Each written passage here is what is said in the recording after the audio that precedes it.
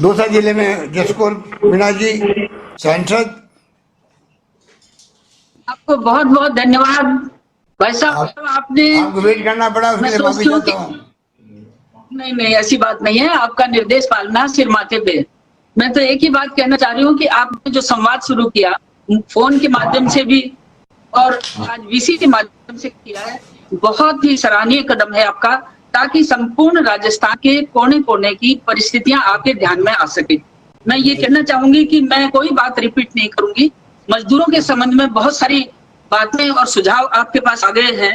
व्यापार के संबंध में जो सुझाव आए हैं उनमें मेरा निवेदन एक ही है कि मंडियों के बारे में आपको विशेष निर्णय लेना है।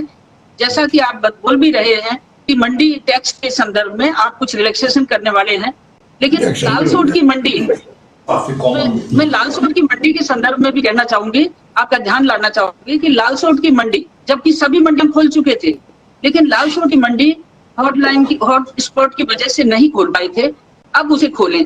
दूसरी बात यह भी है कि छोटे छोटे जो दुकानदार हैं, चाहे वो कूलर बेचते हैं, चाहे गर्मी के उपकरण बेचते हैं, तो उनको भी आप खोलने के लिए इजाजत दें। तो मैं तो सुनारों के खोलने के लिए भी कहूंगी आपको कि सुनारों की दुकानें भी खुलें, ताकि शादी ब्याहों के संदर्भ में उसमें भी हमें टैक्स मिलेगा।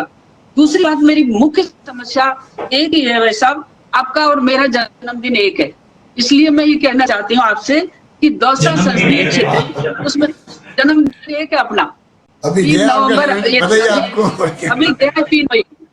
तो मैं कहूंगी कि दौसा संसदीय क्षेत्र में पेयजल को लेकर मैं तो एक ही निवेदन आपसे करती हूँ कि बीसल पर परियोजना का 2 MLD पानी आ रहा है, उसको आप 5 MLD कर दें तो दौसा शहर की समस्या बिल्कुल समाप्त हो जाएगी। दूसरी बात, गाँव के अंदर जो परिस्थितियां हैं, ये काम लंबा है, मैं जानती हूँ इस बात को, लेकिन इस समय कहीं हैंडपंप लगा है, कहीं सिंगल पॉइंट लगा है, कई जगह ऐसे हैं, मेरे से पहले सांसद हरी जी ने सिंगल पॉइंट लगा, उसके बाद मोटर भी लग गई, लेकिन बिजली कनेक्शन नहीं होने की वजह से वो चालू नहीं है। तो मैं सोचती हूँ कि यदि कड़ी से जुड़ती हुई आगे चले, मेरे संसदीय क्षेत्र में मैं सभी सांसदों की भी, विधायकों की भी कहूंगी कि सब मिलकर काम कर रहे हैं, ऐसी बात नहीं है। और प्रशासन का जो दायित्व था वो पूरी तरह से बखूबी निभाया गया है। मैंने आपको रिक्वेस्ट किया था कि हमारा दौसा हॉस्पिटल में व्यवस्थाएं सुधारनी है। मैं आपको धन्यवाद देना चाहती हूँ कि आपने उसी समय फोन करके इस समस्या के निराकरण को भी किया। दूसरी बात, मैं एक जो अति महत्वपूर्ण राजस्थान के संदर्भ में है कि आप मेक इन राजस्थान की कल्पना करिए। मेक इन राजस्थान में, हमारे राजस्थान में कौन सी ऐसी उपज है जो विदेशों में ना बिके, पूरे देश में ना बिके, चाहे जीरा है, सौंफ है, मेथी है, अजवाइन है, राई है।